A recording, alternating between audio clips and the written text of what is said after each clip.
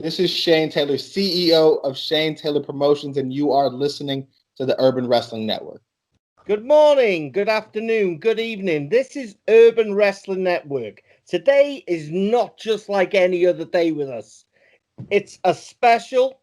I'm running with obviously my man, the Conquito Papi himself. And today, he's either left or he's right, as the man says himself. I ain't sure. But this man, it ain't none other than Shane Taylor, ROH superstar. And that's what he is. He's a superstar, people, in his own right. He makes his own history. How are you, Shane? I'm good, man. Blessed. Thank you guys for having me. Appreciate it. Nah. I'm super excited when Butcher was like, "Yo, we're gonna have Shane Taylor, the champ, on." I was like, "Get the fuck up!" Yeah, you know what? I'm gonna say what I want. I'm like, "Yo," I was bugged out. I was like, "Oh no way!" And he's like, "Bro, we got him." And I was like, "Man, we gonna get it in." Butcher, Yes, please, you go at him. I got a million random. I don't know even if they're really wrestling related questions. I'm like, this is Shane Taylor. I've been messaging this guy for ages. I've been watching you for a while, but right. I'm like, well, my missus was buddies with Rickland Stevens, and I'm like, oh, well, I'll see if I can be Rickland's friend. So right. I go like Rickland, and I see, oh, Shane Taylor. Okay. Right.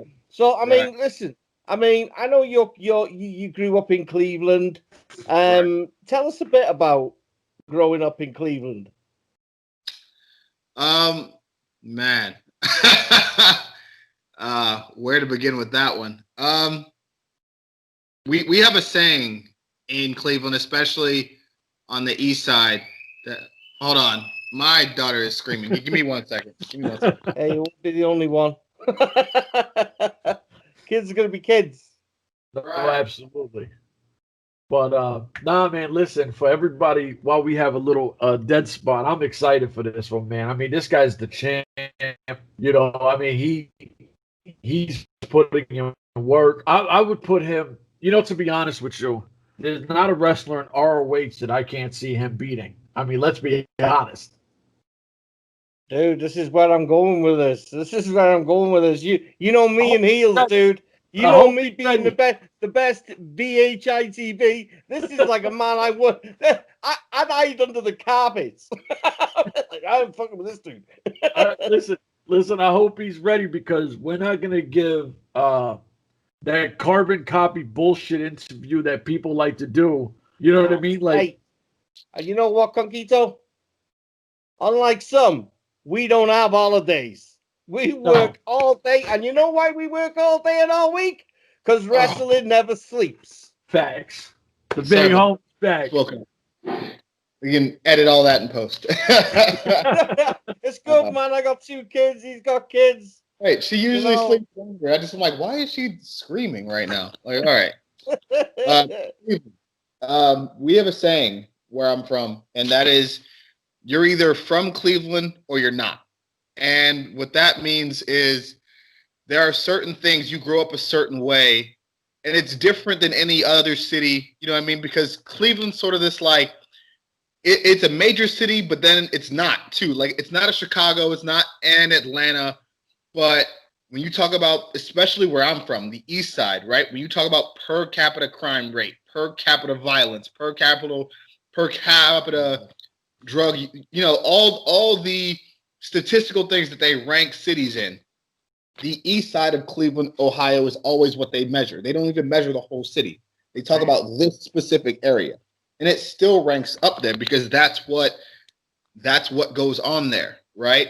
So coming from that background, coming from that area, seeing the things that I've seen, things that my friends were involved in, family was involved in, you know, I tell people all the time, I'd probably been to 100 funerals by the time I was 14. You know what I mean? It changes the way you look at the world. And for me, it makes you grow up very, very fast. And for me, I appreciate that now that I'm 35 to go, I grew up ready for the world, you know, at a very young age. I knew what the world was. I'm not one of these people that is ignorant to how society is, to how the world works, to how different things work. I know exactly what this game is, right? Mm-hmm. So that prepared me for that. And so all of the things, all of the negative eventually for me turns into a positive, because now when I go to the ring, I get to let people know that I'm from the east side of Cleveland, Ohio. And what that tells them is that I've been through the same things you've gone through. I've seen the same things. I've been a part of it. I've seen from top to bottom what that city, what that area can do. And I am still standing here. I am still one of the very best in the world at my craft. I am still successful. You know, and if I can do, and I'm nobody special. I will let people know that right now. I am nobody special. But, you know, I referred to the Jay-Z lyric, you know, he's like, ain't nothing really to it, just had the balls to do it. You know what I mean? And that's all it is. You know what? I'm going to disagree when you say that you ain't nobody special. Yep. Because, no, real talk, because on just what you said now, it makes you special. Like, if we didn't even know your wrestling thing, but you're a productive person and you're giving people a blueprint of how you could be successful and get out of the grit, you just did that. You know what I'm saying? Like, and my question to you is, coming from where you from, I get it. But that moment where you knew that wrestling took you somewhere, what was that moment that you said, damn, all that shit that fucked with me for years, I made it? And I'm curious what that moment was where you felt you made it. That's a great question, because I've been able to do a lot of cool things, but in my mind, I haven't made it yet. Wow. And it's because I'm not the Ring of Honor world champion. Yeah. I'm not the number one guy. I am not the go-to. I am not the top of the marquee. That, to me, once I reach that mountaintop, that only one other person like myself. That's your pinnacle right now. Exactly. Only one other person like myself has ever made the history I'm trying to make, and that's Jay Lethal. Until I'm able to do that, I haven't made it. And even probably after that, I haven't made it, because then I have to go about the business of proving why I'm the guy, right? Of showing the entire world, every wrestling company, every wrestling fan, every CEO, every whoever, why I am undoubtedly the baddest dude in the sport. And to be able to have that goal, and more importantly, be an African-American male in this sport, given its history, and doing it my way, the way I want to do it, the way I think it should be done, being as loud and as opinionated as I am, that to me will truly be when I fulfill my potential, when I shatter that glass ceiling, when I cement my legacy, is to be able to be that top guy, have that run, and do exactly what I said I was capable of doing. It's funny you should say that, shattering glass, right? Because when I first came across you, and I seen the attitude, just the hard hitting, just the way you were, I was like, this is a guy that he's felt it.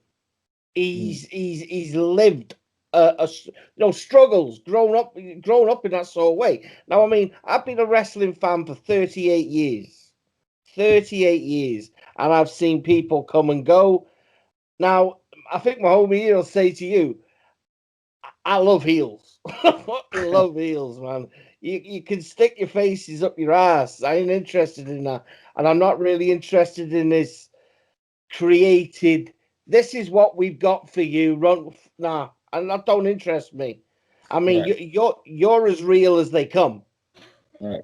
You know, so I mean, when I see you in a ring and I see you telling someone what is gonna happen, I'm like, oh shit. I mean, here we go. That's the funny thing about it too, right? Is so many people who know me from wrestling look at how I am outside of it, and then look at how I perform, and they go, oh, it's like you're two different people. And I go, no, the person you see in the ring is the closest to my real personality that you're going to see. Yeah. Everything else outside of that is business. Everything else outside of that is me setting up the foundation and the future for my kids. You know what I mean? This is how I build my empire to be able to pass to them. This is a part of the job. What you see when I'm in the ring, I get to turn all that off. Yeah. I get to turn every filter off. I get to turn every worry off except beating the person's ass that's in front of me. That's how I grew up. So that's naturally where my mind goes.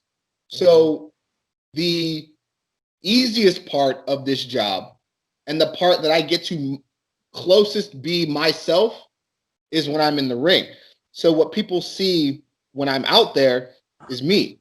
That's why I think it resonates so well with people that come from the backgrounds that I come from, because they know that mentality, they know those looks, they know those mannerisms, they know, when the mood changes in a fight, you know what I mean? Or when you're talking to somebody and they say the wrong thing and you look over there and go, ooh, yeah, he done fucked up. You know what I mean? Like they know. Yeah. They know it's organic. It's organic with you. Like, and that's the one thing that I try to tell people, where a lot of wrestling fans don't understand the separation of wrestling and gimmicks.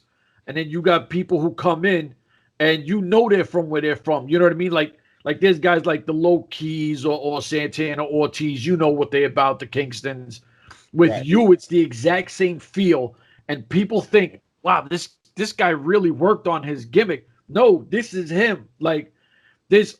And I'm telling you now, if you wasn't who I thought you was, because I didn't know, until you could talk to you, whatever. But if I didn't know this, I would have been like, nah, man, I can't mess with this guy, because I only talk to people I enjoy, who I like watching.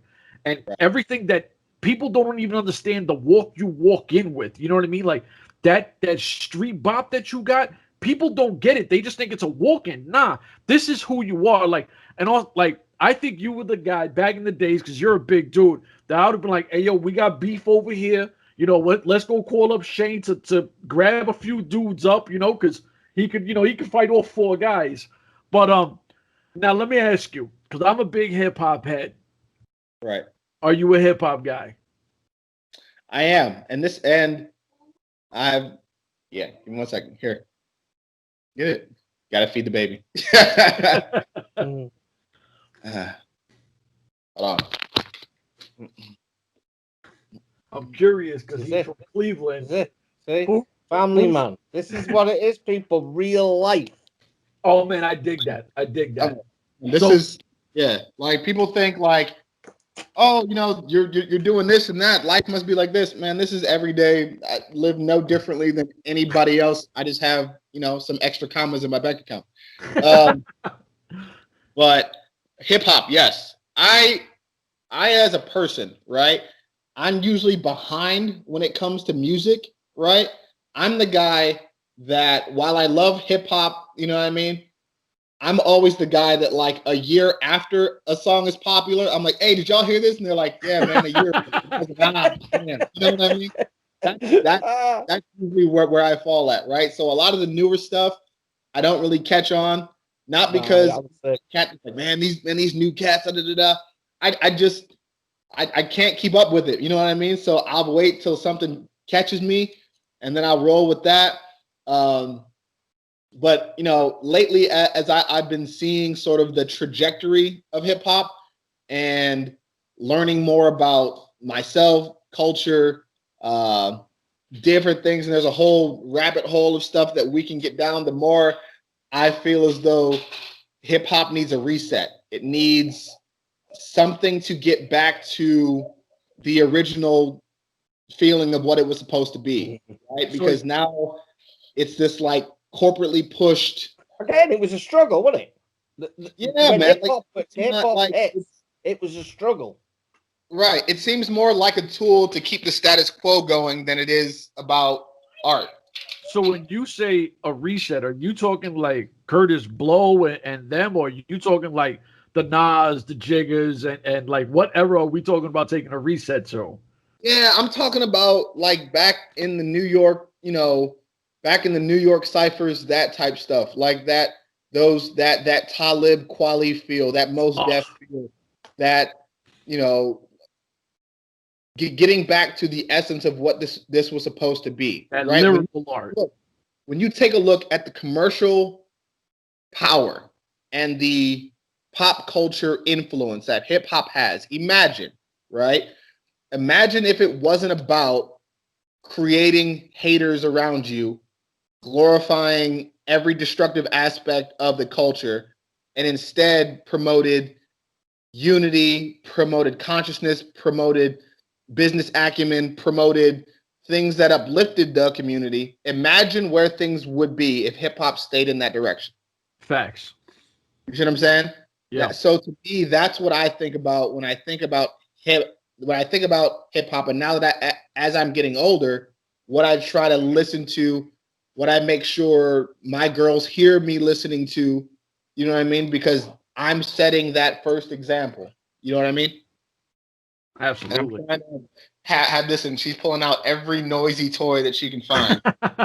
My fault, Butcher. I took us into a different direction. What you got, Paul? Killing it.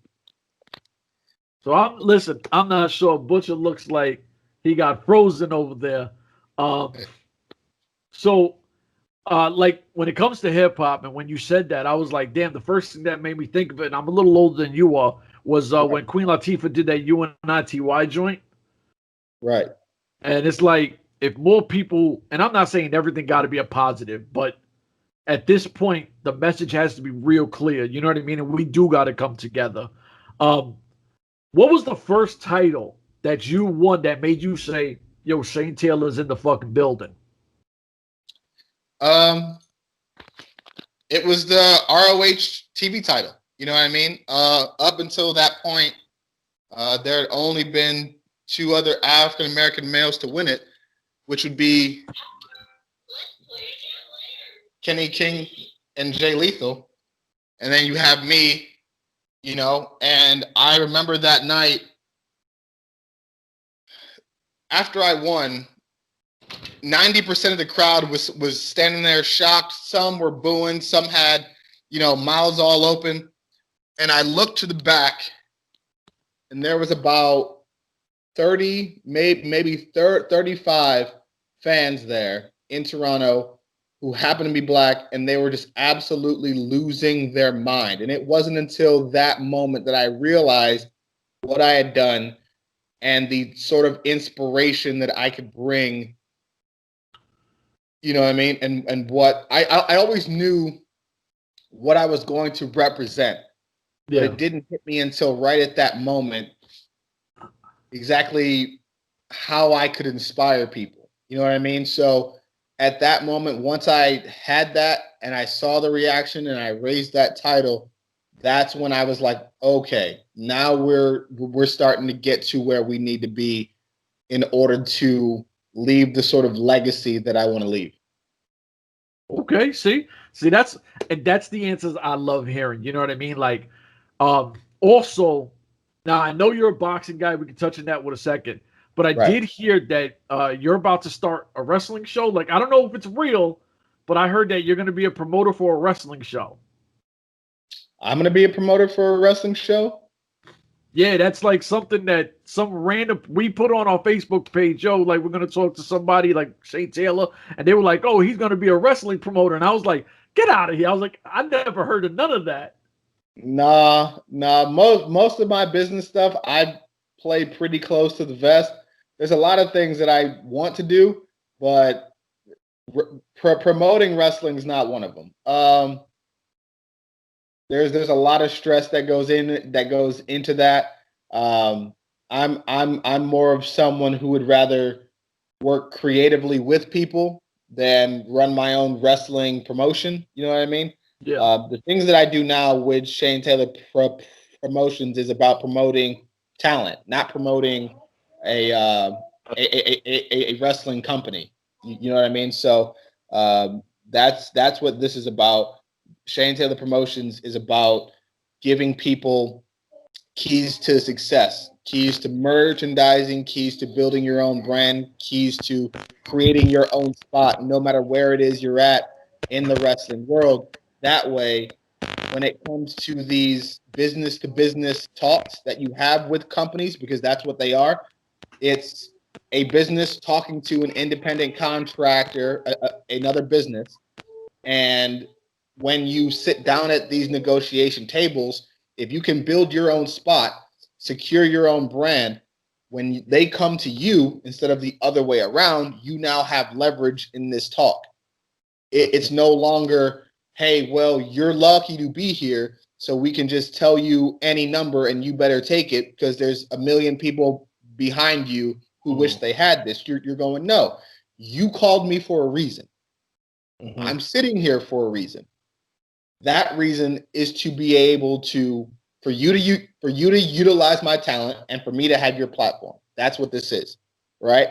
So that's what Shane Taylor Promotions is all about. Finding people of like-minded individuals with like minds and showing them how to do that and create that no matter where they're at in the sport.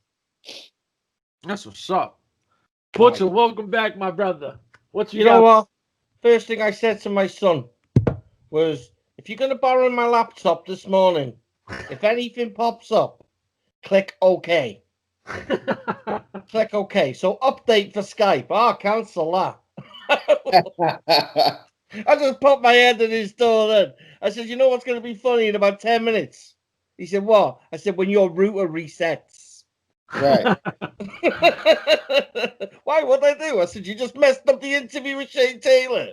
Oh, man. It's been going for a good. week. I've been running trying to turn off the noisiest toys that my baby has because she's playing them, you know what I mean? So I've been like, man, every possible toy. Listen, kids are a blessing. Oh, Kids are a 100%. blessing, man. So what you got? What you got for the big homie, baby? Well, 2007, you debuted on the Indies. Yeah. Now I can't find a lot of stuff on you in the Indies. Go to your wiki. It's like a big red writing. It's like, no, you can't see it. I found a few things, but I know you were trained by one Raymond Rowe. Yeah. Tell me a bit about Raymond Rowe, because I hate the Vikings. I love War Machine, but I hate the Vikings. I mean, it's the same guys, man. Like, I could literally talk for days about Ray Rowe, about what he's meant to me, to my career, my family. Our families couldn't be closer. I mean, you're talking about a guy, you know, blood couldn't make us any closer. You know what I mean? He's the godfather to my kids, my big brother, trainer, rival, friend. He is responsible for me being in this sport. You know what I mean? It's man, to think about everything he's done for me and the sacrifices he's made when he didn't have to. You know what I mean? Because a lot of people will call you brother in this sport or try to be friendly, and there are very few real people, real genuine people that you find, right? So to be able to have a guy like that who was already making his name in Cleveland and brought me with him, you know what I mean?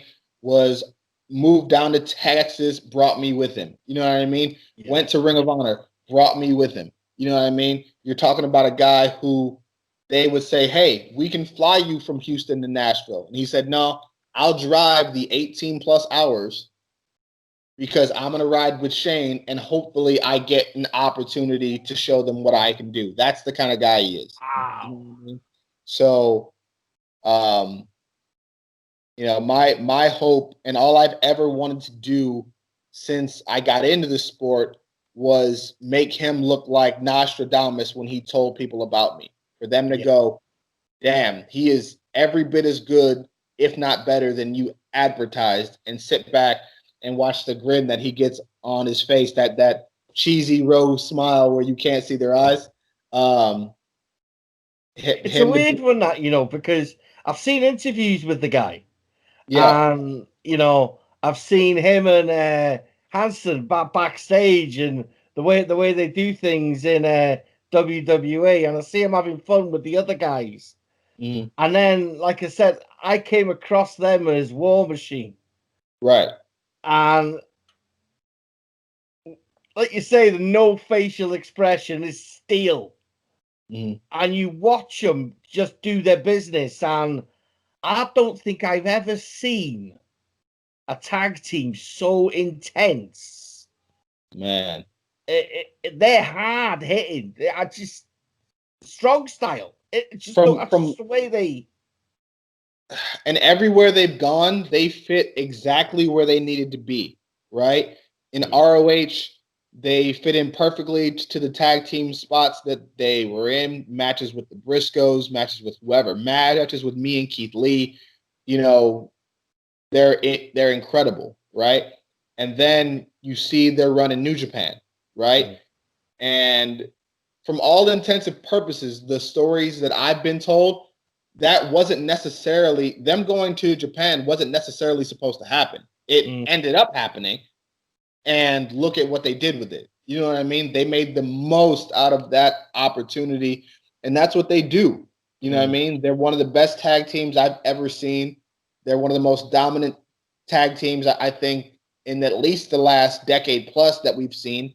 I would say that. I would say that. I mean? I was gutted when they went to WWE. I was really gutted because I think not particularly for them, because I think, you know, if the pay's good, then they should go and get it, you know, and things like that. But I think when I was watching them, obviously go through ROH to New Japan, Right. I just felt that them two promotions solidified who they were. You know, the hard hitting in New Japan. Right. But the thing about that is the companies don't solidify who they are, right? They solidify who they are, right? So any style that they have, they can translate to any company, right? But when you're talking about WWE for them, I think they reached a point in their careers where they had checked every box. They'd done everything.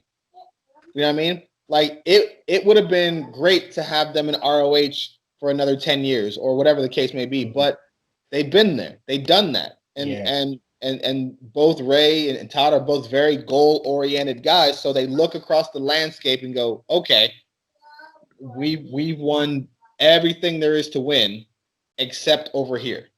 It's like full circle then, isn't it? Absolutely. They're coming back home. You know what I mean? It's going, hey, there's this one last mountain that we have to climb. Let's go climb it. And they did. You know what I mean? So I got a question. Yeah, man, I got a question because I'm more curious on when do we get a block bully faction from Shane Taylor bringing in a bunch of street guys and just running over people? I want like not a gang culture, but I want a bully, like, but it's got to feel like it's from the block. And I really want that so bad. And I think that you're the guy who can not only cut a promo and talk, but you're a mean dude. And I think it'll look official. So when do we get a block bully faction? It started, isn't it? SOS. I mean, here's the thing, right? We're gonna have there are different elements to STP, right? There is that element because that's where most of us are from, but we're also all college educated men. We're all intelligent. We all have, we all have a savvy business acumen. We all have grown and progressed to the point where it's not being from the block isn't scary. And it's not scary because people assume that's who you are already, right? That doesn't scare them. They know how to handle you in that frame of reference from that perspective. What's scary is guys like Jay-Z now. What's scary is guys like Diddy now, who have money, who have power, who have influence, who are able to move the masses with their words. Those guys are scary now because those are guys that you have to be on a level playing field with. You can't put them in a box. You can't say, hey, these guys are from the block, so they're here. No, you have to look at them as peers. You have to look at them as a threat because that's what they are, right? They're a threat to the status quo. So for me, I think in again going back to the same message that I'm trying to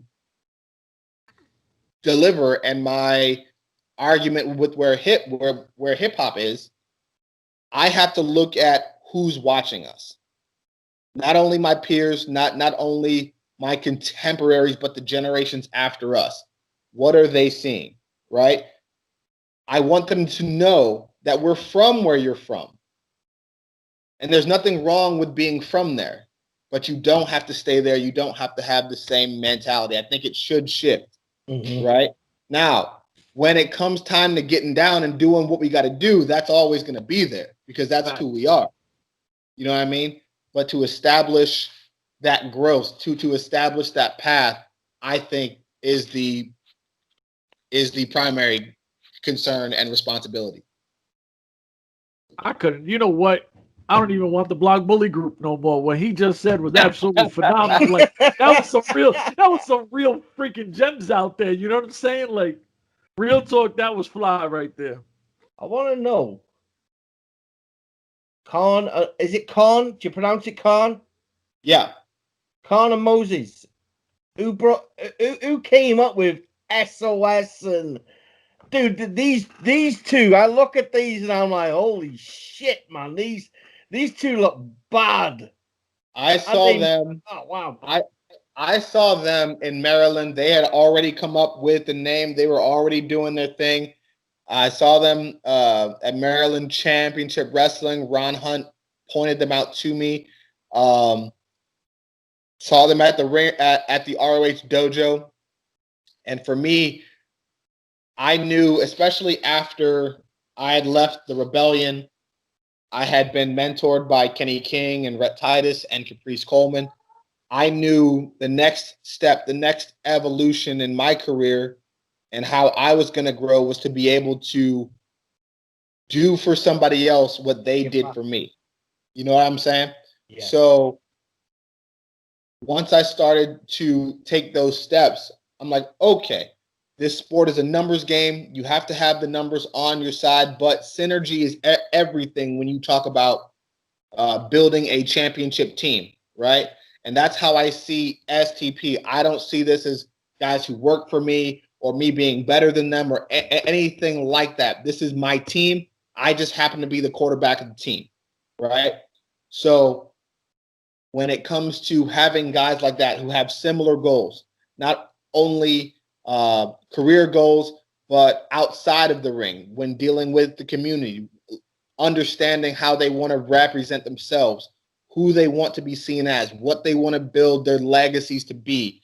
All of that stuff is very important when you're building a team, to have not only similar short-term goals, but long-term goals, right? So that's what I saw in them, as well as being immensely talented. And I'd been saying it for almost a year.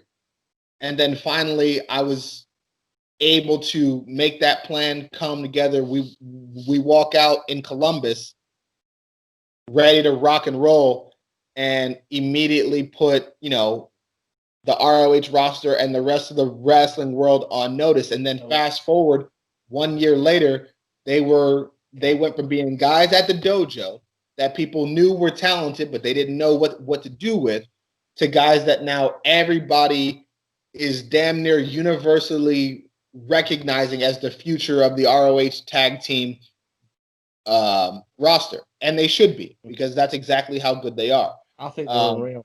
I think they're unreal. I watched you all walk out in them, the jackets, and I was like, oh shit. It was a power move. That was a power move. I was like, wow. I ain't seen anything like this in wrestling in a while. And it was weird because it was funny, because I was saying to, obviously, I've been working with Rob for a few months, and with my last people I worked with, I was saying that for a while. We really need a group. We've got the New Day over here. No, I don't like the New Day. I don't even like. But I want a more kind of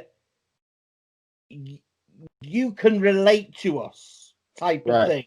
And that is the kind of like the way you put yourselves across to me. I was like, wow, this is kind of like heartfelt, life felt. You know, we're from this place and we're going to make everyone's life miserable until we get what we want. I mean, and that's the thing, right? Like, where I'm from, the nice guy stuff doesn't work. You know what I mean? It simply just doesn't. If you're nice, people think you're soft. If people think you're soft, they think you're weak. And if they think you're weak, they try to get over on you, right? And in a lot of cases, that means you're getting robbed. You know what I mean? You're getting held up, or or you die. You know what I mean? Like it's none of those options are good. So where I'm from, you have to make your point clear. You have to make your point often, and you have to make your point with as much sincerity and as much intensity as possible, right? Yeah. Because you have to let people know from the gate, this is not going to be something that they want to mess with, right? So that's what we did, and we took some of those aspects that we just talked about, that bully block mentality. We took some of that and applied it to who we are now and transitioned that into wrestling, because again, this is business, right? So my thing has always been, okay, this is a dirty game, but I'm going to learn the rules of the game. I'm going to master the rules of the game. I'm going to play the game better than you. I'm going to make those rules work for me. I'm going to change the game, and then I'm going to make the rules. So you're playing chess while other people are playing checkers. I think a lot of people are trying to play chess. I'm just trying to be a grandmaster at the game. You know what I mean? Like, we can both be playing chess. I'm just going to play chess way better than you. Yeah. Facts. And I think that's the dopest part of it is obviously, like I said, I'm older than you. So I want to watch on TV something that brings me back home. You know what I mean? Like, I got 2 kids, one's in college with the wife 21 years. Like, I'm an older G already. But like, I enjoy watching home. You're home. You represent home. So I was like, man, I'm really gonna dig this guy and have him talking shit. But when you started talking about changing the game and then being a boss, I think that's the dopest part about this is you're saying, I've been through that. You know what I mean? Like, and you do know, back in the days where if you looked at somebody and you caught an ice grill real quick, it's on and popping. But at this point in life, you talking about starting your own promotion stuff, helping people out in business. You know what I mean? Your focus is so you're 10 steps ahead of people, and I think that's freaking phenomenal. Like, real talk, I salute you on some real shit. No podcast gimmick stuff. Like, everything you're doing, I think is nothing short of amazing. It's looking after life, isn't it? Yeah, I think about it. He's winning. Like, people like St. Taylor don't win. They don't. You know what I mean? Like, it's such a small number, and I don't want to use the word statistic, but that's what it is. And right now, we're talking to a guy who we're watching on TV. We're talking to a guy who's strapped up. We're talking to a guy who's doing his thing and starting his own businesses. Like, we're talking to a man that's beaten every challenge, and there's still going to be roadblocks, and he's still going to knock them down. And I think that's so sick. Like, on some real shit, that shit is fire. Hey, man, that means the world to me. You know what I mean? And that's all I wanted to do, because a lot of people, right, and I've heard this from a million different people, and they all have every right to think this way. And they say, wrestling is supposed to provide an escape for fans, right? And that's true in a lot of aspects. But when I think about every demographic of fan, right, especially from where I'm from, we don't get to escape anything. At the end of the day, at the end of that 2 hours, we're still back in the same stuff that we were in when this came on, right? Yeah. There really is no escape. And especially when you're an athlete, an African-American athlete in the sport, there really is no escape, because now you're dealing with it 24/7. So for my thing was, I don't want to provide an escape. I want to provide inspiration. I want you to know that I know exactly what it is that you're going through because I've been there, I've seen it, I've done it. And while you're watching me, you can see yourself overcoming everything that I'm overcoming. Mm-hmm. You know what I mean? And if that allows even one kid, even one of my peers, anybody who's older to get through one of their issues because they saw me do it, then then I've done my job. It's not about providing an escape, at least in my opinion. For me, it's about providing hope. And that's what I'm trying to do. That's what we are all collectively trying to do. And there again, like you said, there's going to be a million roadblocks still that we still have to crash through. And with me and my guys, the shortest distance between 2 points is a straight line. So we're going through everything. I don't even know how to ask any more questions after that. I want to know 2 Loading. years. 2 years between 2017 and 2019. That elusive television title evading you for so long. And then War of the Worlds. I seen the way that match was put up on the card, and I was like, holy shit, dude. This is going to be smash mouth. You know, we got Shane Taylor, we got Goto, we got Jeff Cobb. And I'm like, oh my God. Mm-hmm. I was just, I'm like, he's got to come out with the belt. Man. You can't have a journey like that and have some of the people you went up against. And I was like, fuck, please, God. Man. And I mean, and the thing is, coming off both losses to Cobb, right? And really, I feel like ROH didn't want me to have another shot, but I had been running my mouth for so long that they were like, okay, like, shut up. We'll give you the shot. Just don't say anything else. You know what I mean? Like, just shut up. But that's all, you know what I mean? It's all a part of the plan. You know what I mean? Like, I knew, okay, if I want to get this done, I'm going to have to be strategic. I'm going to have to be as, just as intelligent as I am violent. So you watch the match go, you look for your spot, you look for your opening, you capitalize, boom, new TV champion. I make history, in a match with, 3 of the best performers in the world. King is, you know what I mean? Just a monster of a man. 100%. And, I mean, and that, again, and the crazy thing is, I've lost singles matches to each of those 3 guys. Yeah. But somehow we were all in a ring together and I came out on top. You know what I mean? So that just goes to show, you know what I mean, on any given day, as long as you put the plan in, make it happen. This is what I try to do now. I mean, like I say, 40-year-old man, watched wrestling, 38 years. Right. And I think the last 15 years, I've taken a completely different direction in wrestling from watching, only WWE, WCW. And I literally just ventured away from all that I knew into places that I was just unknown to. Right. ROH I'd been watching since 2004. In and out mostly because of, we couldn't get it in the UK. We had to rely on certain channels to get it. New Japan was relatively new to me. 2010, I started watching that. But it opened so many avenues. And, your mindset just changed. These big giants over here, that doesn't, represent just wrestling. Right. There is so much to them letters and that name.